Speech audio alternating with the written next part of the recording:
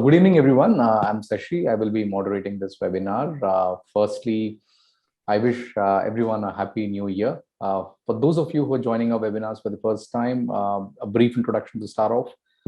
At sort of we seek to match people with work more efficiently. What it means is that we're trying to create like a vibrant community of Java developers where Java professionals can find interesting career opportunities. They can network with experts, and they also have access to engaging resources to learn new technologies and frameworks to become more productive at work. With our webinars, especially, we seek to bring the best speakers from the tech world to talk about new frameworks, and how you can use them in your projects to kind of speed up development, to write more expressive code, to write more high performance code, and also to kind of make your applications more secure, scalable. So we've had like a series of these webinars on different topics, all focused on Java, but a very different area of Java. Every time we do a webinar is basically focused on. So today's webinar, we have Simon Martinelli. He joins us from Erlach, Switzerland. In fact, this is our second webinar with Simon. The last webinar was a big success. It was on using Vaadin to build web applications pretty quickly. So today the focus is a little bit on the backend, which is how do you kind of write high performance APIs using Vaadin. A quick introduction to Simon. Simon is a passionate Java performance optimization and application integration expert with more than 25 years of experience in creating efficient programming solutions as a developer first, and then in later years as an architect and a technical lead. He calls himself a software renovator, and he is an active member of the Java community. He made key contributions to the JSR 352 batch applications, JSR 354 money, and the currency API. Simon is also a Vaadin Community Award winner. In addition to coaching and teaching clients to optimize IT solutions within business environments, Simon has been the adjunct professor at Bern University of Applied Science in Switzerland. Simon lives in Switzerland. He runs a company called 72 Services LLC. Simon, thanks for doing this webinar. Great to have you here for the second time. Yes, thank you very much for this very kind introduction. Yeah, and before you start, Simon, just a quick introduction to the topic at hand, formally, and then I'll turn it over to you. Every web and mobile application obviously needs REST APIs, and the performance of these APIs becomes more important as you build high performance applications that need to kind of scale to millions of users. So today's session focuses on using Vaadin to write these high performance APIs using something called the data provider implementation. So Vaadin provides several types of data provider implementations for displaying lists or trees of data. This session highlights existing data provider implementations and how to use them, how to pick the right one for your requirement, and what to consider when performing database access in general. Also, the REST APIs are heavily used in data access scenarios. So mostly the data is fetched from the database using JPA, and then entities are mapped to DTOs. So we will in today's session we will actually see if this mapping is really necessary, or is there like a better method to improve performance in general. So the session will take about 50 to 60 minutes, and then you would have like 10 minutes at the end for Q&A. So keep your questions coming on the chat, and I will have, we will compile them and have Simon answer them for you at the end. So thank you, and Simon, over to you. Thank you very much. Welcome to my session. I'm very happy to be here already for the second time. As Sashi already mentioned, I will talk about data access performance. He already introduced me, so I will skip this introduction. Just one thing, you can follow me on Twitter, simas_ch, and you will get some information about Vaadin, about Java development. I recently do some blogging, and you may find my content interesting. Today's session has also a demo project. You will find it on GitHub, github/72services/Vaadin-database-performance, and you can check it out and find all the examples that I provide there. So I will start with data access performance in Vaadin. Vaadin, for those who don't know, Vaadin is a web application framework. You can develop web applications purely in Java. That's called Vaadin Flow. But there is also another flavor of Vaadin. It's called Vaadin Fusion, where you more or less have a similar programming model like in Angular or React applications. But we will check out the Java API and see how we can display data with Vaadin. I usually develop applications that look similar to that one. This one, that's an application, it's an ERP product from a Swiss company, a customer of mine, and we are currently modernizing their UI. And so this whole application is built with Vaadin. And what you can see here, that's very common for a data-centric application. You have tables with data. There is a table on the left side. You have a table on the right side. You have on the bottom kind of a form that you can use to modify the data. And that's exactly what I would like to talk about that. Because usually if I go to clients that have similar applications and they call me because they have some performance issues. And usually these performance issues has all the same root cause. And that's what I will show you in a minute. So if you have a look at the web component frameworks, so it's not different if you use any other than Vaadin. These are components from Vaadin that you can see here. We have components that display lists of data. So we have single components that you usually use to select data, like a combo box, list box, a select element. And we have others that are displayed, used to display lists of data, like grid or a tree grid. And exactly that grid we will like to build. And we have the requirement to display the customer's revenue. So if you look at the class model that we see here, we have a customer. The customer has a list of orders. In the order, we have a list of order items. An order item has a quantity and a product. And now we want to display a grid where we can see the customer with his first name, the last name, and the revenue he made so far.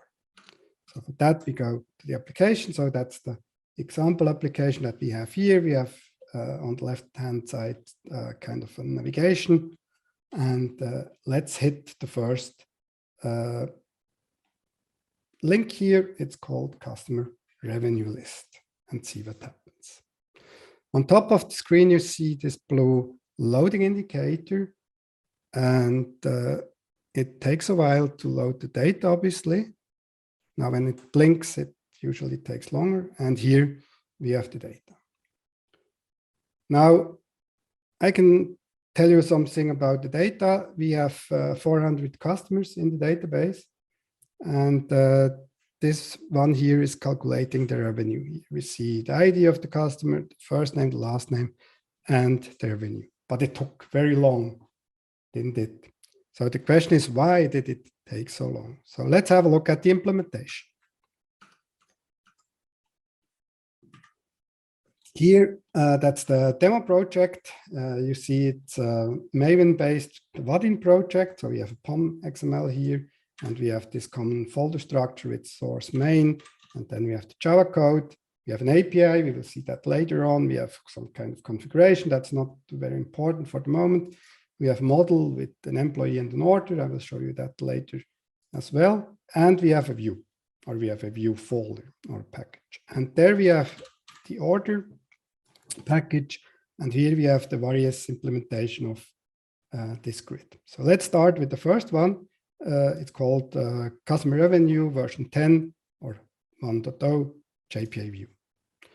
Here we see a typical Vaadin view. So a Vaadin view has a route.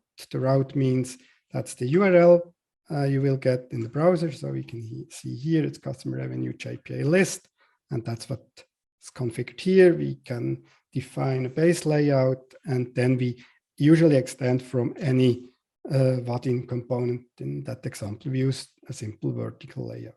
And then we use a grid. And as you can see here, we don't have to write a lot of code if we want to display data with a Vaadin grid. So we just create a new grid, we give it the type. So in that case, it's the customer. And we can set a header. We can define if the grid column is sortable or not. So we can sort that, for example. So you see the indicators here in the header of the rows that you can click. And then I pass the items. I use find all. Find all is from customer repository, and we have a look here at the customer repository. The customer repository is a simple JPA repository, and find all is already there because it's defined here on that JPA repository for us. So we don't have to implement it. Find all or the customer repository, sorry, is also a provides also sorting. So we do an initial sort by first name and last name. Now, first of all, here we have a problem because if we look at the data displayed here, we have 25 lines or 25 rows in this grid. But I told you that we have 400 customers. So obviously we are loading all 400 customers, even if we only want to display 25 rows. So that's probably the first issue that we have here. But the second issue is much worse. And that we will find out if we look how the revenue is calculated. So let's go to the customer revenue method. By the way, the customer is an entity. The entity has this list of order, the order has the list of order items, and so on. And here we have a method called getRevenue. And this method streams all the orders, map the result to double, and the result of the total amount of the order entity. And the order entity is also an entity and has also this get total amount method where we loop through the items and calculate the price. So we do a sum of the item price or the price of the product. So the item is accessing the product and getting the price, and that's what we return. So if you look at the mapping then of these one-to-many mappings, we have two. We have one in the customer. We see the fetch type is eager. Eager for Hibernate means I need to, or Hibernate needs to load that instantly because we need the data. And this is mapped in the customer, and also in the order we have this fetch type eager. And this has an effect that I like to show you. So to view that, let's display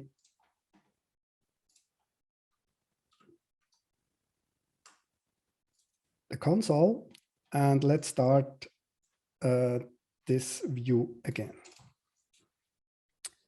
And now you see we have still this loading indicator, but we can see here in the console that we have a lot of SQL statements executed.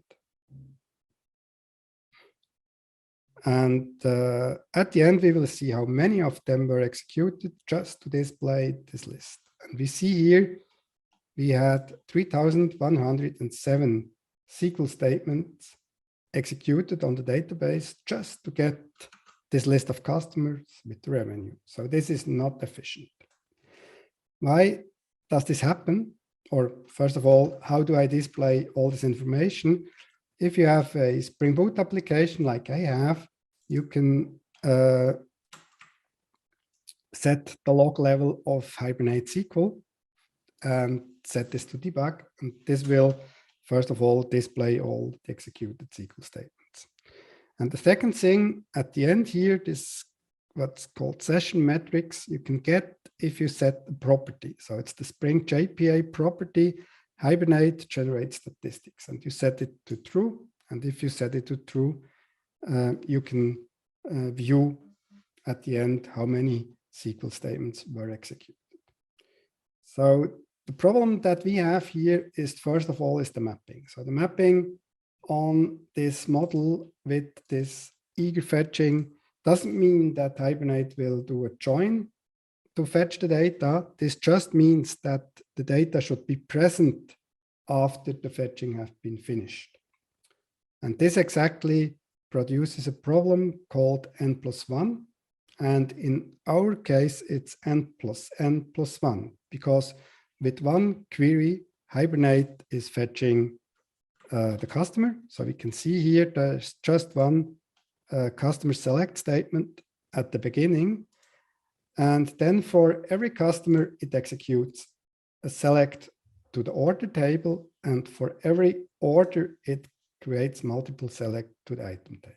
So that's the problem that we have here in that view.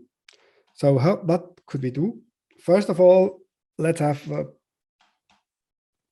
look at the second version. This one is not better because we still use this get revenue. But what we do here, we can use find all and also pass paging information. So here we have a query. That means if we have a grid, we could pass a list of data, like I do this in the first example. And in the second example, I don't pass a list of data.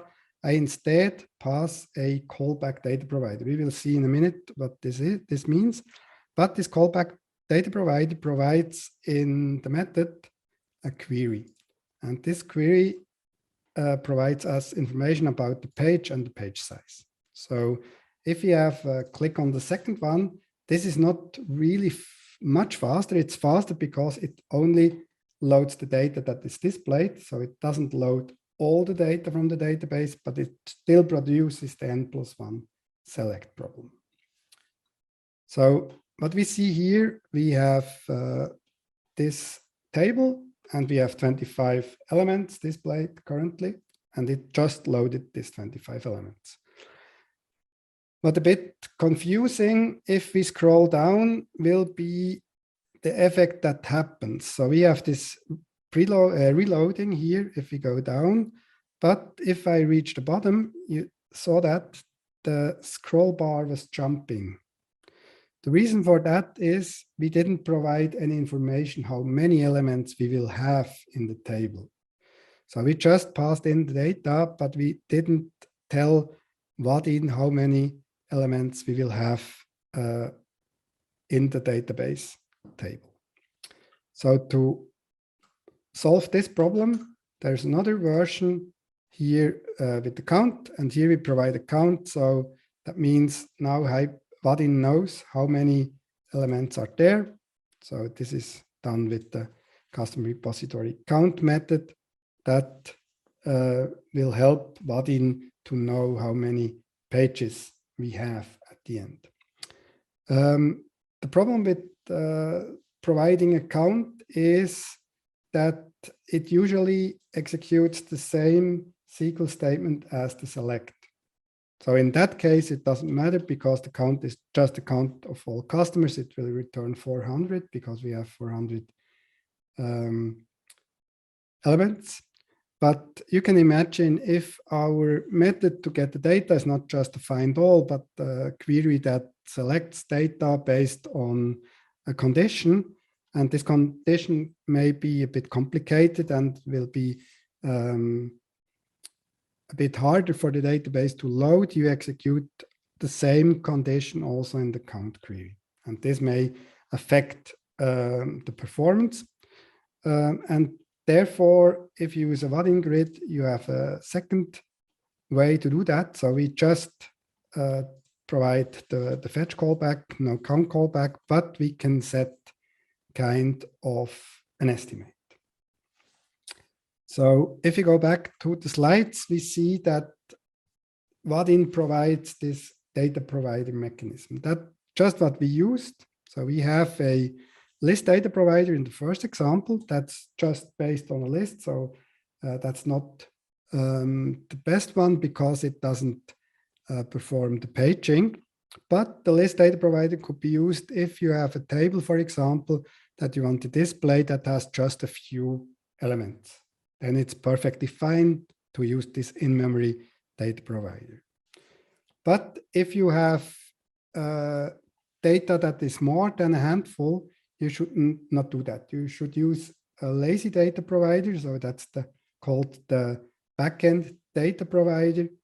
And with this backend data provider, you can provide the callback that fetches the data. And you can also have this data provider that uses the count to help displaying the data with the scroll bar more nicely. So to conclude about the data provider, you should usually only use in-memory data provider if you have a handful of items. If you have a large amount of data, use the one that with the fetch possibility and the lazy callback data provider. By the way, the query that you get there is, first of all, you have the offset and the limit and the page size. You have both. It depends if you have a data provider or a data access framework that provides or that uses offset and limit, like if you use pure SQL, or if you have kind of a page request like Spring Data has, that you can have page and page size. And what you also get is the sort order. Sort order means when you click on the header of the grid, it will sort and you get this sort data exactly from this element. Now, if you want to filter data, you can do that as well. So we have here a version with a filter. And here we also have this lazy data. So it only loads the data you are really need. So if we search here for Gary, it will immediately fetch the database based on what you actually type here in. And you also have here the sort and the filter. And this exactly uses let's see here, the filtering callback. So we have here on that side, we have this callback data provider. Here we have the count query, by the way, and also the find customers fetch callback. And we can set the data provider as a filtering callback. We have here the filter. And then if the filter changes here, we set the filter on the data provider, and this will cause the filter at the data provider to reload the data, passing in here the query, and we use this query to fetch the data. So we have here the filter that is passed to this find all customers with revenue. You see, we don't use the find all anymore. And what you may also have noticed, if we go back here and here, we don't have this loading indicator on top. Why is that? So we have here a performance optimization.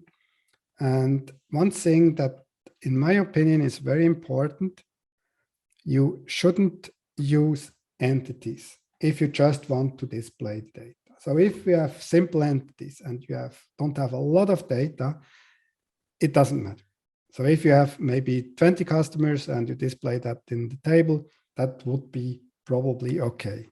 But if you have a larger amount of data and you have such requirements that you want to count or calculate data like an average, or as we have here a sum of the data, you may better not use entities. So what are the options if you don't want to use entities? One option could be you could use the so-called constructor expression. This is a feature of JPA and Hibernate where you can write a query like that. So we write a query here and we say we want to have not an entity as a result, we want to have customer info elements. And here we see the new keyword. New keyword is the constructor expression. That's why it's called the constructor expressions, because it uses the new keyword.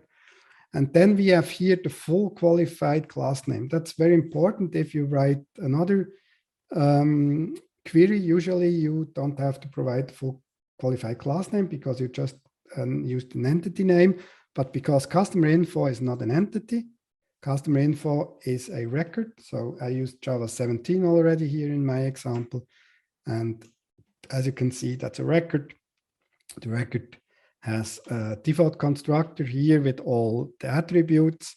And the record then generates at compile time access methods. So you have an ID method, the last name method, the first name method, the revenue method.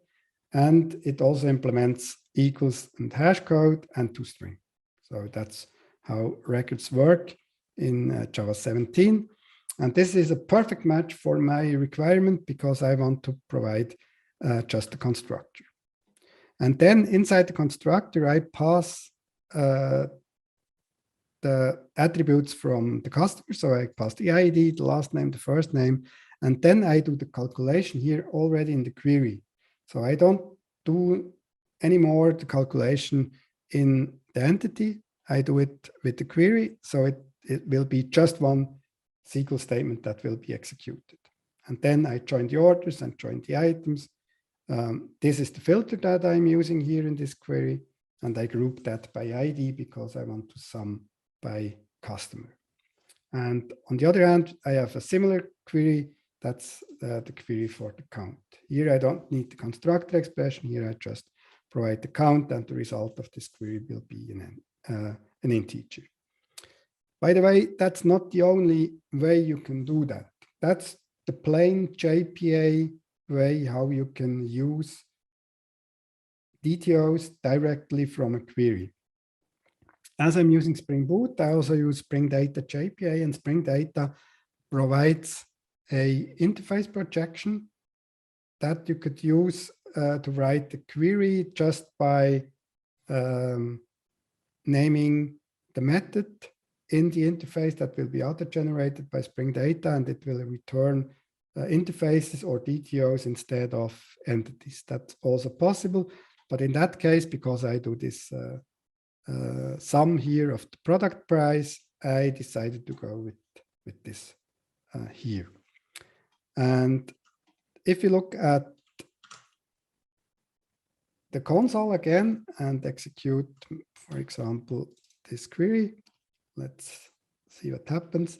Then we see here it executes only one query.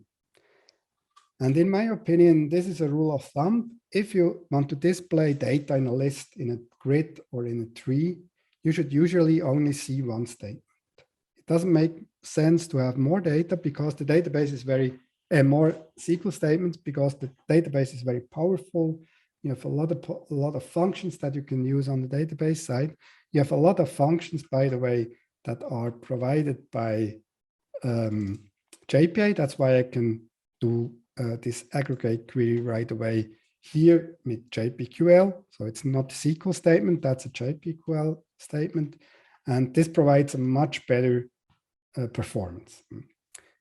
I think it's a big difference from 3,100 statements to just one. And the problem with this M plus one select problem is also another. If you ask your DBA if he can look at the database, if you do the first one and have so many SQL statements, the DBA will tell you that's no problem. The database does nothing. The problem here with this many database select statements is not the database access, it's the latency. So you have to transfer the data from the database, you have to execute or send SQL statements to the database. So this latency that you lose is the problem. So the time that is spent executing the SQL statements in the database is just 0. So it doesn't take much time to execute the SQL statements. It takes much time to send the SQL to the database and to transfer back the result of the data. That's why it's so slow. So we had 3,107, and with the second one, we had just one. So that's something very important that you should not forget. And that's why you always should turn on SQL logging when developing your applications. So if you're doing database-centric applications, turn on the logging. You can do it like that. So with the log level here of Hibernate SQL, for example, but there are also other possibilities. You could, for example, add a data source proxy, P6Spy, for example, or another product is called Data Source Proxy. These are all open source projects that you can configure and add, and then it wraps your data source, and you can log the SQL statement there as well. So that's the other possibility. And what's also interesting during development, you can turn this Hibernate generate statistics property on, and then you will see how many statements are executed, how long it took, and so on. And this is also very handy if it comes to performance optimization. And just to complete the example, I also have a tree here in that example. So we have an employee, and the employee is hierarchical. So we have this kind of, that's the direct, and these are the employees of the direct. So it's like a hierarchical structure in the employee with the employees.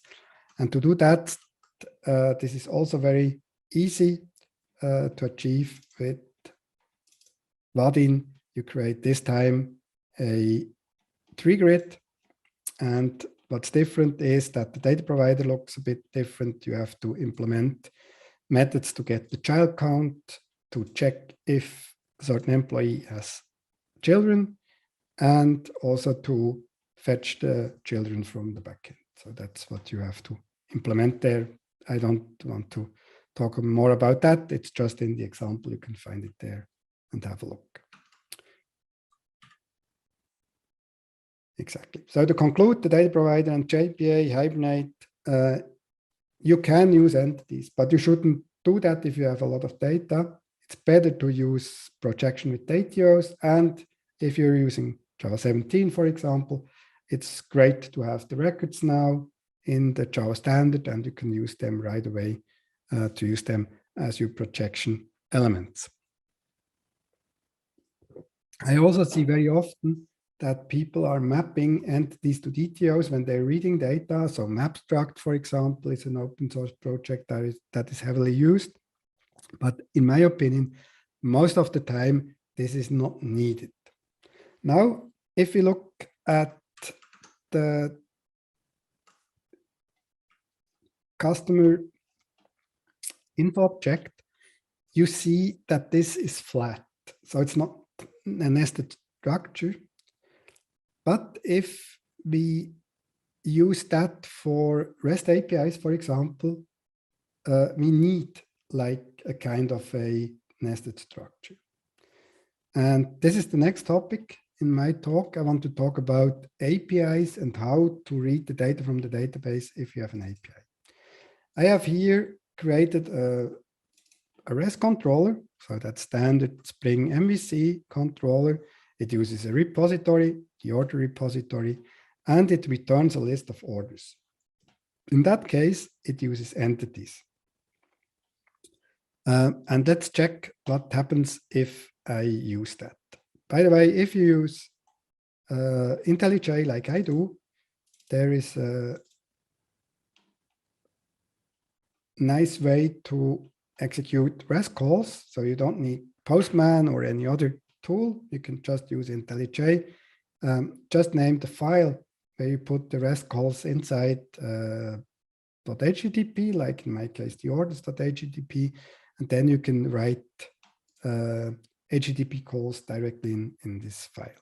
And here we have this version 1. So I think it's version 1 that I've shown you before. Exactly. So we have API version 1 orders. And if I call that, we should also have a look at the console.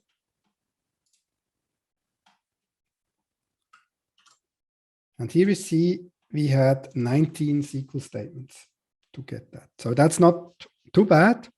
But the problem is the same as we had before with the Vaadin grid. So now we have the problem in the API because we read the orders, we read the items. So we have an n+1 select problem also here. Now this could be changed in various ways. There are also possibilities to define a query with a so-called join fetch, and then Hibernate will create a join. There's another possibility with entity graphs, where you can define a named entity graph on an entity, or if you're using Spring Data JPA, you can use the entity graph annotation and define which attributes of the entity should be loaded together, so say in a join. But I'm not a big fan of that because what I dislike in my solution is that I return an employee. So an order, sorry. I return an entity, and that's probably not what I want to do. Because if I have an API that's maybe public, then I expose my internal order object to the public, and then it will be hard later on to change it. So it's probably better to create a DTO structure. And I created such a structure. It's called orders. Here, this orders is also a record, and it has nested elements. So I have inner classes or inner orders. I have an orders. These orders I only use for the XML because my API allows me to have two representations. I can have JSON data, or I can have XML data. And here I added some Jackson XML serializer annotations to configure how this should be exported in XML. So that's not so interesting, but what's interesting is I have orders with a list of order. Then my order has a list of items, and the item object has an ID and a quantity and a product name. I don't have any price. It's not relevant for this API here. I just want to display the data. Now, how could we do that directly with SQL? Because the point is, what I could do is I could rewrite this version 1, and instead of the order that I return here, I could return the order from here. So that would be the change that I have to do. But then I will need kind of map struct, for example, so a mapper that will map from the entity that is returned by the find customer ID to the orders record structure. But I don't like that approach because I need to create some mapping information if it's not possible to map it by naming conventions, and it's just an extra layer that's not needed. So what could we do? One thing that we could do, we could use database functionality, because already for a long while, databases are providing XML and JSON functions. XML is much older because XML is older than JSON. So I think I started my IT career in 1995. I think during that time, I was the first time in contact with XML in the database. So it's already more than 20 years ago. Now, we want to have JSON, for example, and I'm using a Postgres database, and I can use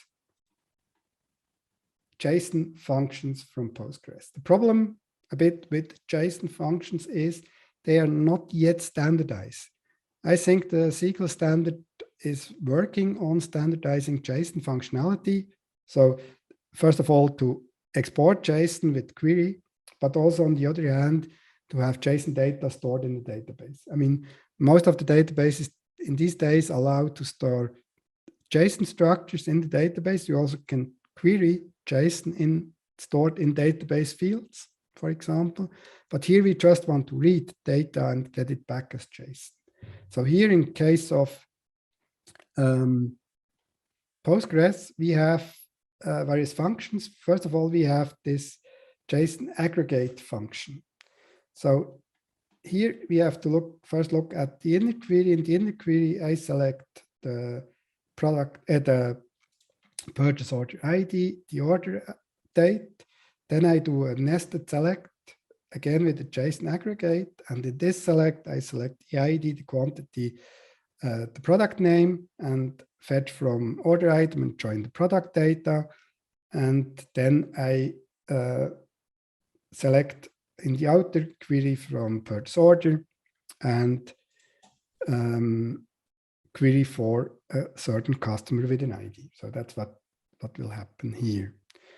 And if I execute that one, that's version 2, then we see how this will look like. So in the second version, we will have just one query executed. And this is this one that we wrote before. And this returns, we can see here in the log, this returns this JSON structure. We also see it if we look for the services. Here we see the data that is returned from the query. So here we have, that's a customer. And for this customer, we have, you see here, that's a JSON array with an object, that's the order with the ID with the order date. Then we have an array of items, and each item has an ID, a quantity, and the product name as we requested in the query. We can also do the same with XML. So first start the XML, and we get a nice XML structure with orders as the top element, and then we have an order with attributes and items with attributes. We could also have nodes, not attributes. I decided to go with attributes because it's much more compact to show in this example. And also this XML query works very well. So let's have a look at that. This kind of query is more or less standardized. So we have an XML element, we give it the name. We have, like we had the JSON AG before, we can have an XML aggregate that aggregates elements, orders that we select from the purchase order table. And then inside that, we have the attributes with the ID and the order date and an element named items. And this items has, for each item, again, an element. And this item element has attribute ID, quantity, and the product name. So you see, selecting JSON data or XML data can be done directly from the database. Now, the problem with that is that's proprietary, but I don't know a lot of companies that changed the database, but it may happen. And what we do then?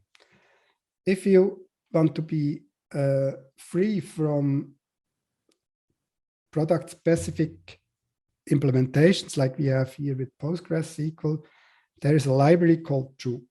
I don't know if I talked already about Juke before in the last session, but Juke is Java object-oriented querying and consists of two parts. First of all, it's a generator. It generates objects from the database, so you can have a type-safe query. And the second one is we have a domain-specific language that we can use to query the data. So if you use Juke, everything that we see here, these constants, they are generated by the database Juke generator. And then we can read data, and we can have a select, for example, with the order ID and the order date.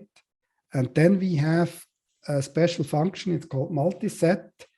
And with this multiset, we can select the order items and then convert the order items to the item class and map the whole result to an order. So that's what's happening here.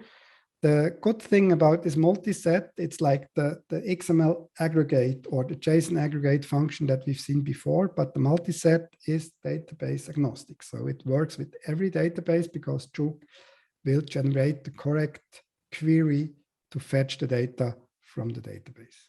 And that's very handy. So in contrast to the second version where we get directly the JSON string or the XML string, here we get a list of order. Or if we want to have the XML, that's the second method here, we wrap that in an order that we have a root element. And this is a great thing. By the way, this multiset is something that people at the database SQL standard are talking about currently. So they try to add or to move away from, because every query that returns some data from the database, the returned thing is always a table, except if we create a JSON string or an XML string, but then also it's a table, it just has one element. But they are trying to standardize a way how to return nested structures from a SQL statement. So in that case, Juke is a time ahead, so it already provides exactly that function. And this is very handy. So you can use it. I use it a lot. For example, I have a little track and field application where I generate a ranking list. So with categories, with participants of the competition, for example, and the results. And there I use exact this function to fetch the data from the database. So if you need data access in REST APIs and you want to provide JSON and XML, you may not want to query entities. You may want to use, for example, database functions. By the way, this blog from Lukas Eder, he's the developer of Juke. It's called Stop Mapping Stuff in Your Middleware. And here's the link. You will be provided with the slides after the talk for sure. And then you can see how he's talking about or what he's talking about. And here we have the JSON queries, the results, and the XML query. I think that's very handy and much faster because it also generates only one SQL statement, and you are for sure not get the n+1 select problem.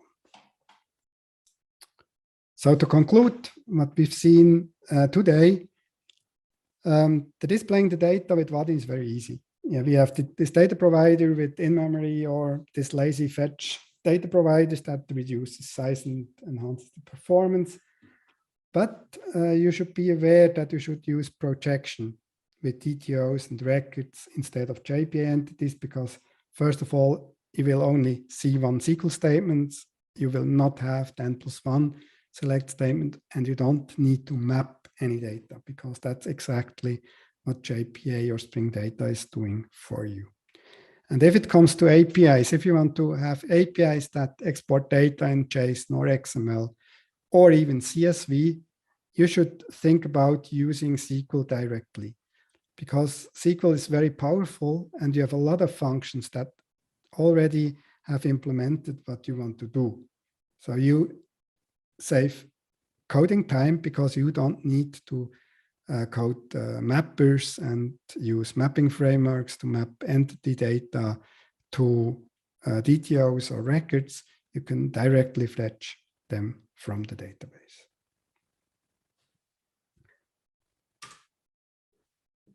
So that's everything from my side. Are there any questions?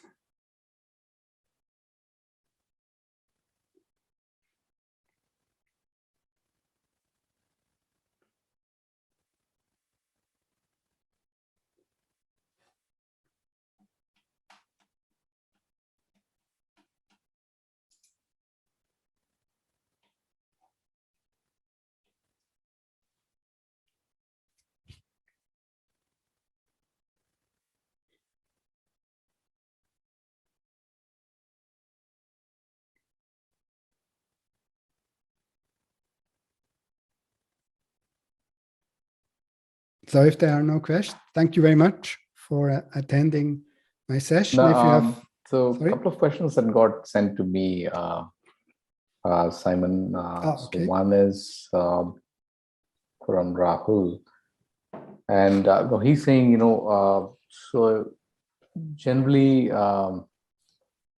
is there a MongoDB support for Vaadin? Yes, Mongo support is no problem because if you use, or how should I say, Vaadin uses Spring Boot by default. And Spring Boot comes with Spring Data. And Spring Data is an umbrella project for a lot of data access technologies. So there's Spring Data JPA, Spring Data Mongo, Spring Data Cassandra, Spring Data Neo4j, for example. So you have the same programming model for any data access technology. So if you look here at, for example, the order repository, you will find also a Mongo repository interface that you can use. And then you have the same possibilities as if you use Spring Data JPA. Okay, yeah, thank you. And the other question is from Kavya, and then she wants to know if there's a preferred IDE. Is there like a preferred IDE to develop using Vaadin? I think this came up in the last session as well. Yeah, I use IntelliJ because I personally find IntelliJ the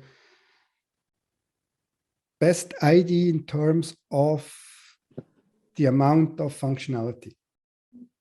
Because it has, I don't need any other tool. For example, I also use database access directly here from IntelliJ, but I'm not sure if this is available in the free community version. I'm using IntelliJ Ultimate in that case, but I can directly access the database from here. Plus, if you're using Vaadin, there is a Vaadin designer tool. You can design HTML pages or HTML templates for Vaadin directly inside IntelliJ. I'm not sure if this plugin is also available for Eclipse, so I can't tell. Because right. As I said, I'm using IntelliJ already for a long time now. Okay. And obviously, we've seen how Vaadin improves performance of the database queries, but in general, in terms of the API, response time, in terms of caching and all, does it offer any additional benefits in addition to more efficient queries? If you want to have kind of a caching, you can have various levels of caching. So it's not related to Vaadin because Vaadin just calls a method like find all. But what you could do if you use Hibernate, you can use the Hibernate second level cache, for example, the Hibernate query cache, or you could have the caching mechanism of Spring Boot. So you can use any cache implementation like EH cache or Infinispan or Hazelcast, whatever you prefer, and then just annotate, for example, the find all method, and it will cache the results from there. Caching usually is a trade-off because caching has the problem that you may fetch not the actual data that is in the database. And you really add caching. In my opinion, it's the last performance optimization tool you should use before you should try to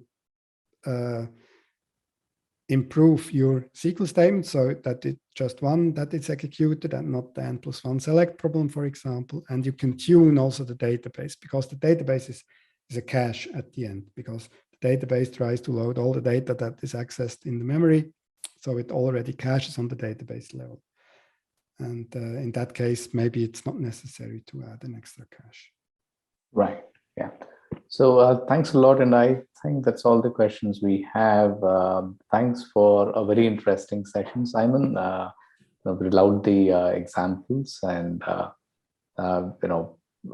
especially, the examples around how to optimize query performance and things like that, the data provider class. So Thanks once again for a very insightful session, and thanks everyone for joining us today.